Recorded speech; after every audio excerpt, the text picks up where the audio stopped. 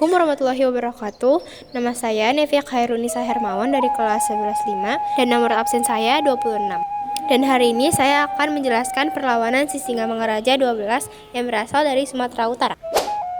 Yang pertama yaitu siapakah Sisingamangaraja 12? Patuan Besar Empu Pulau Batu Sinambela atau biasa disebut Sisingamangaraja 12 adalah Raja Toba dan pahlawan nasional yang gigih melawan penjajah Belanda di Tanah Batak.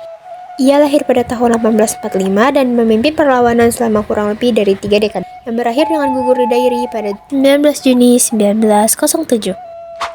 Perlawanan Sisingamangaraja 12 yang juga dikenal sebagai Perang Batak adalah salah satu pertempuran terpanjang di Indonesia melawan penjajah kolonial. Perjuangan ini berpusat di daerah Tapanuli, Sumatera Utara, yang berlangsung kurang lebih dari 30 tahun.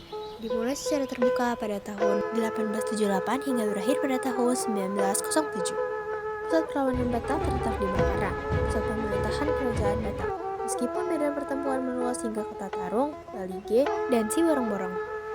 Perlawanan ini dipimpin oleh Raja Sisingamangaraja ke-12, seorang pemimpin politik sekaligus spiritual.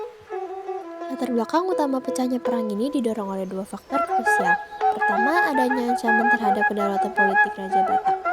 Belanda berupaya menanamkan kekuasaan di Tapanuli, melanggar kedaulatan Sisingamangaraja. Meskipun Belanda beralasan ekspansinya untuk melindungi misi penyebaran agama Kristen, namun tujuan utamanya adalah penguasaan sumber daya dan politik di wilayah Batak. Faktor kedua adalah sentimen agama atau spiritualitas.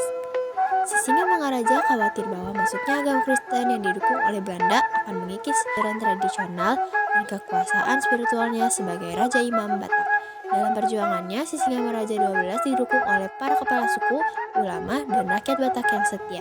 Sementara di pihak lawan, militer Belanda dipimpin oleh tokoh-tokoh seperti Van der Stok dan Kolonel Scherer. Perjalanan perlawanan ini terbagi menjadi 3 fase utama.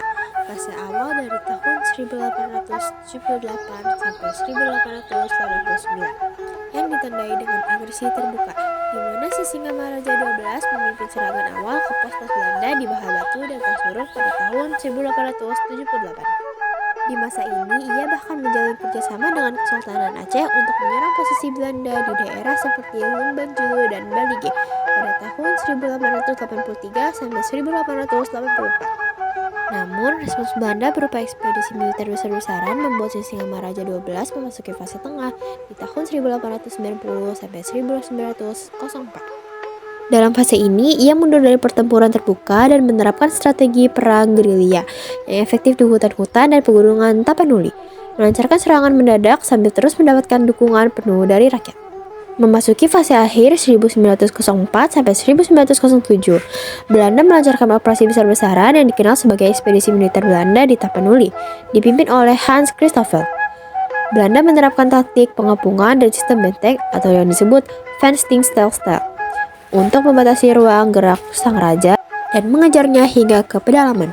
Pengejaran intensif ini mencapai puncaknya pada tahun 1907 ketika Belanda berhasil melacak persembunyian Sisingamangaraja 12 di daerah Dairi, tepatnya di Sidikalang. Perlawanan ini kemudian mencapai akhir yang tragis pada tanggal 17 Juni 1907 dalam pertempuran sengit di Aisontol-Sontol dekat Danau Toba.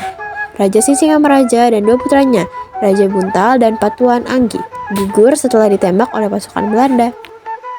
Dengan gugurnya pemimpin besar ini, perlawanan rakyat Batak terhadap kolonial Belanda secara militer pun berakhir, menandai penguasaan penuh Belanda atas seluruh wilayah Tapanuli.